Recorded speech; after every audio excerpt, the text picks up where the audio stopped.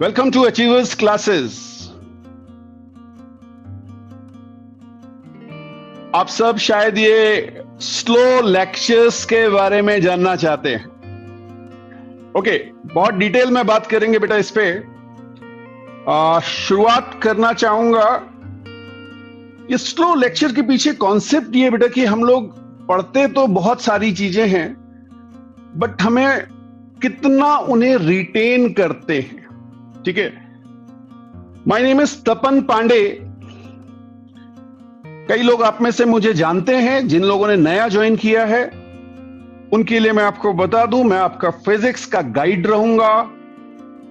आप मुझे फ्रेंड की तरह ट्रीट कर सकते हैं, ठीक है, आप मुझे मेंटर मान सकते हैं, बट जितना आप मेरे साथ फ्रेंडली होंगे, जितना आप मुझसे क्वेश्चंस पूछेंगे, उतना फिजिक्स के आप क्लोज जाते चले जाएंगे। Physics is all about logic बेटा, ठीक है, वो कॉन्सेप्ट्स डेवलप करने पड़ेंगे। और ये सब आप जानते हैं कि रोम बेटा एक दिन में नहीं बना था। Rome wasn't built in a day, but bricks were laying every day. तो हमें काम रोज रोज करना पड़ेगा, हमें रोज चीजों को सीखना पड़ेगा। कोई भी चीज को अगर हम बड़ा करना चाहते हैं तो वो धीरे धीरे ही होगी। फिजिक्स इसी तरह की चीज है, one needs time to create good things. अब ये स्लो जो है ये एक रिलेटिव टर्म है बेटा। ओके, जरूरी नहीं कि हर एक की पेस सेम हो, हर एक का ब्रेन एक ढंग से सोचता, हर एक की अपनी स्ट्रेंथ होंगी, अपनी वीकनेसेस होंगी। स्लो करने का प्रोसेस है, हम चाहते हैं the best chance to reach the full potential. हमारा ब्रेन किसी चीज को रिसीव करता है, उसे अंडरस्टैंड करता है और उसके बाद उस पर रिस्पॉन्ड करता है। ओके, आप अगर किसी चीज को ज्यादा टाइम तक अपने ब्रेन में रखना चाहते हैं, रिटेंशन अगर आप ज्यादा चाहते हैं, तो आपको स्लो चलना पड़ेगा। स्लो डजंट मीन कि आप एक दिन में एक क्वेश्चन करेंगे, नहीं। Okay, you can't rush something you want to last forever. मेरे पास कई स्टूडेंट्स आते हैं जो कहते हैं, sir I remember everything but don't have a clue what it means. That means आपने उसको मेमोराइज तो किया, आपने उसे समझा ही नहीं। तो ये स्लो लेक्चर के पीछे का कॉन्सेप्ट है बेटा। हमें केवल चीजों को रटना नहीं है, उन्हें मेमोराइज नहीं करना है। वो पिक्चर मेमोरी ठीक है, वो एक पार्ट है, एक हेल्प करेगी आपको, बिल्कुल होनी चाहिए। लेकिन अगर वो कम है किसी की, तो धीरे धीरे वो हमें डेवलप करनी है। वो हेल्प करेगी, लेकिन वो रिटेन करेगी आपको कोई चीज, ये जरूरी नहीं। क्लियर? ओके, तो शुरू करते हैं इस स्लो लेक्चर के बारे में।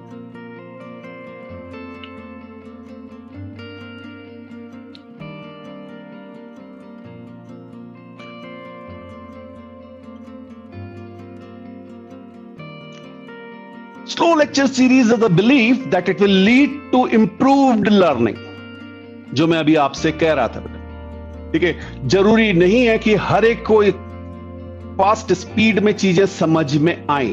आप रिलैक्स्ड रहिए, आराम से रहिए। ठीक है, जो डाउट आपको होता है उसे पूछिए। लेक्चर जब अटेंड करते हैं तो बेटा 50 मिनट्स या 1 आवर का लेक्चर है, आप उसको 5 मिनट्स एक्स्ट्रा दी, इससे ज्यादा स्लो का मतलब और कुछ नहीं होता बेटा। बट अगर ये हम 5 मिनट जो हम एक्स्ट्रा दे रहे हैं, ये हमारे आगे के 3 घंटे बचा सकता है।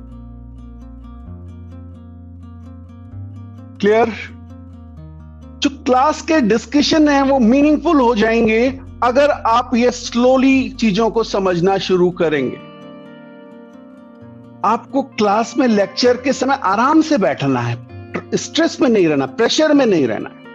आपको उन्हें समझना है, जो चीज में डाउट है आपको पूछना है उस चीज को। जो मेरे पुराने स्टूडेंट्स रहे हैं उन्हें ये आइडिया है, बट जो अभी ज्वाइन कर रहे हैं ये उनके लिए है, और ये जिनको पहले समझ में नहीं आया उनके लिए भी है। क्लियर? यही चीज हमारी हेल्प करेगा नॉलेज को रिटेन करने में। जितना आप स्लो चलेंगे, जितना आप चीजों को समझेंगे, उतना आपके लिए वो ज्यादा टाइम तक आपके ब्रेन में रहेंगे, और जितना ज्यादा वो ब्रेन में रहेंगे उतना आपका स्ट्रेस जो है वो कम होता जाएगा। तो मेरे ख्याल से ये सभी को समझ में आ रहा होगा।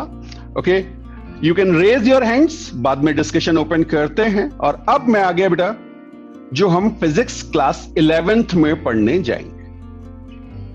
ठीक है, जब हम बात करेंगे फिजिक्स के 11th के चैप्टर्स की, तो हम उन्हें टोटली 5 यूनिट्स में डिवाइड करते हैं, जिनमें फर्स्ट यूनिट आएगी आपकी बेसिक मैथ्स एंड टूल्स। ये बुक में डायरेक्टली आपको इस नाम से नहीं मिलेगी, ठीक है, बट सबसे ज्यादा जो इंपॉर्टेंट कॉन्सेप्ट है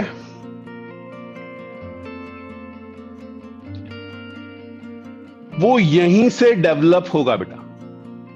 अगर आपको बेसिक नॉलेज नहीं है, ये बेसिक मैथ्स अभी आपको समझा रहा हूं कि क्या चीजें हैं, बट ये टूल्स अगर आपको नहीं समझ में आए तो आगे की फिजिक्स को समझना आसान नहीं रहे। फिर वही चीज है कि रट तो लेंगे लेकिन समझ में नहीं आई।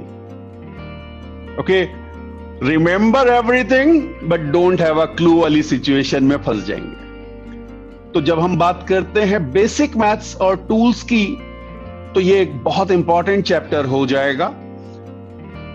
नेक्स्ट आएंगे मैकेनिक्स पे, उसके बाद properties of matter, heat and thermodynamics और एसएचएम एंड वेव्स। इन 5 यूनिट्स में हमने डिवाइड किया हुआ है। ये बेसिक मैथ्स एंड टूल्स आपका 12th के चैप्टर्स में भी यूज में आएगा। क्लियर?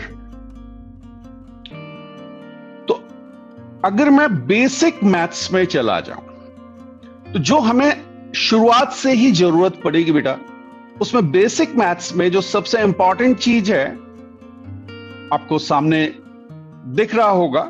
क्लियर? तो बेसिक मैथ्स में ट्रिग्नोमेट्री, आप सबने 10th में ट्रिग्नोमेट्री पढ़ी होती है, बट जब आप ट्रिग्नोमेट्री की बात करते हैं तो वो trigonometry sine theta, cos theta और टेन थीटा नहीं है बेटा।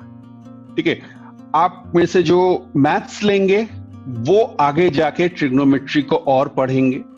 काफी चीजें आप लोगों ने 10th में पढ़ी होंगी, आइडेंटिटीज हैं, फॉर्मूलेज हैं, उनका यूज। लेकिन जब हम फिजिक्स में पहले दिन जाएंगे, मैथ्स में तो आपका जब आएगा तब आएगा, बट फिजिक्स में पहले दिन से इसका यूज शुरू हो जाएगा। सिमिलरली कोऑर्डिनेट ज्योमेट्री, तो शेप्स जब आप देखते हैं तो मैथ्स वाले तो पढ़ेंगे, बायो वाले तो शायद ना पढ़े, जितनी 10th तक पढ़ी वही काम आए। अब 10th तक आपने स्ट्रेट लाइन शायद पढ़ा हो, सर्कल आपने पढ़ा हो, बट उसके अलावा और भी शेप्स होते हैं, तो उन सब के बारे में आइडिया लेना जरूरी है। तो हमें कोऑर्डिनेट ज्योमेट्री भी समझनी पड़ेगी फिजिक्स में जाने से पहले। अभी तो ये मैथ्स की बात हो रही है। ओके, उसके बाद एक बिल्कुल नया टॉपिक आएगा, and that topic is calculus, differentiation and integration. बहुत इंपॉर्टेंट टॉपिक है। इसके बाद फिजिक्स में ये यूनिट एंड डायमेंशंस का टॉपिक है। बिना इसके फिजिक्स में कोई चीज इंक्लूड होगी ही नहीं। Clear? Next, significant figures and error analysis. ये एक इंपॉर्टेंट चैप्टर है। कहां आप फिजिक्स में जब एक्सपेरिमेंट्स करेंगे तो कुछ ना कुछ एरर आपको मिलेगी, उसके बारे में। और सबसे लास्ट, वेक्टर्स, इसके बिना तो गाड़ी चल ही नहीं पाएगी। ओके, तो the most important chapter is vector, और ये सारी चीजें लिंक्ड हैं बेटा। एक चीज का ध्यान रखिएगा, अगर आपको एक किसी पॉइंट में डाउट होगा और आप सोचेंगे कि मुझे आगे की चीज समझ में आ जाए, तो वो बहुत आसान नहीं होने वाला। तो बहुत ही ऑर्गेनाइज वे में आपको चलना पड़ेगा। बेस जितना स्ट्रांग रहेगा, क्योंकि जितना आप आगे जाएंगे सब पुरानी चीजों का यूज आ रहा होगा, सब चीजें लिंक्ड हैं। बहुत कम ऐसा होगा कि कोई आपको सेपरेट चीज मिले, सब चीजें आपस में लिंक्ड होंगी। क्लियर? तो ये हमने बात की थी बेटा बेसिक मैथ्स एंड टूल्स की। अब सेकंड चैप्टर पे आ रहा हूं, दैट इज मैकेनिक्स। मैकेनिक्स में जब आप देखेंगे तो आपको काइनेमैटिक्स, ये मैं उन चैप्टर्स को कर रहा हूं जिस तरह से मैं पढ़ाता हूं बेटा। आपकी बुक में जब आप अपनी बुक्स देखेंगे तो उसमें चैप्टर्स के नाम डिफरेंट हो सकते हैं। काइनेमैटिक्स में हम पढ़ेंगे मोशन इन स्ट्रेट लाइन, ये आपने 9th में भी थोड़ा बहुत पढ़ा होता है, 1D मोशन जिसे आप कहते थे। फिर है प्रोजेक्टाइल मोशन और रिलेटिव मोशन। ठीक है, सर्कुलर मोशन भी आता है, बट सर्कुलर मोशन को जनरली मैं फोर्स एंड फ्रिक्शन के साथ कवर करूंगा। ओके, फोर्स एंड फ्रिक्शन अपने आप में सफिशिएंट है, इसलिए मैंने उसे इलेबोरेट नहीं किया। ये चीज भी आपने क्लास 9th में पढ़ी हुई है। वर्क, पावर, एनर्जी, सारे वही 9th वाले टॉपिक्स हैं। ठीक है, बट हाँ यहां पर वे काफी ज्यादा एडवांस वे में होंगे। इसके बाद एक चैप्टर आएगा जहां इन सब का 3 चैप्टर जो है, kinematics, force and friction, work, power, energy, इनका एप्लीकेशन आएगा, एंड दैट इज रोटेशन। और जब रोटेशन आप समझ लेंगे तो उसके बाद एक चैप्टर आएगा that is known as gravitation. ये भी आपने क्लास 9th में पढ़ा था। तो जब मैं आपको 9th में पढ़ाता था तो मैंने आपसे कहा था कि 11th में इन सब चीजों का फिर से रिवीजन होगा। ओके,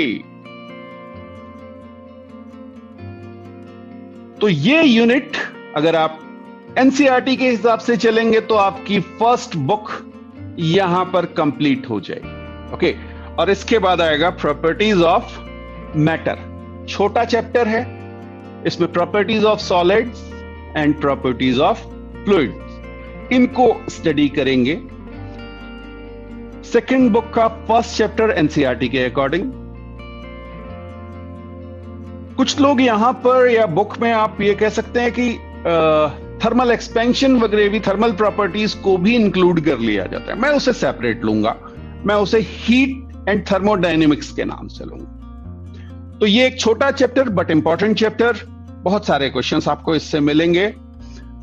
और इसके बाद जो आपका नेक्स्ट आएगा वो है heat and thermodynamics. Thermal expansion, calorimetry, heat का ट्रांसफर कैसे होगा, mode of heat transfer, kinetic theory of gases and thermodynamics. Again very important concept, very important chapter. Clear? और लास्ट चैप्टर या लास्ट यूनिट जिसे आप कहते हैं that is SHM and waves. तो जब आप एसएचएम एंड वेव्स की बात करेंगे तो SHM is basically simple harmonic motion, और अपने आप में एक इंपॉर्टेंट चैप्टर है। आइडियल अगर फिजिक्स का कोई पेपर बने तो इसके बिना पेपर बनना नहीं चाहिए। ठीक है, सिंपल हार्मोनिक मोशन हर जगह इसका एप्लीकेशन आएगा, क्लास 12th में भी आएगा। ठीक है, इसी से आगे आप चलेंगे तो आपको एक चैप्टर और मिलेगा जिसमें एसएचएम का एप्लीकेशन हो रहा है, दैट इज वेव्स। हाँ जी, वेव्स, साउंड वेव्स आपने 9th में थोड़ा बहुत पढ़ा होता है, बट यहां पर वेव्स जो है वो बहुत एडवांस लेवल पे। तो वेव्स जब आप पढ़ेंगे तो उसमें हम कवर करेंगे waves in a string, sound wave और डॉपलर इफेक्ट। मेनली ये चीजें आपकी कवर होंगी। तो ये मैंने आपको एक 11th क्लास में हम फिजिक्स में क्या क्या डील करेंगे इसके बारे में थोड़ा सा आपको आइडिया दिया। जैसे जैसे आगे चलेंगे मैं डिटेल में आपको ये सब चीजें बताता चलूंगा।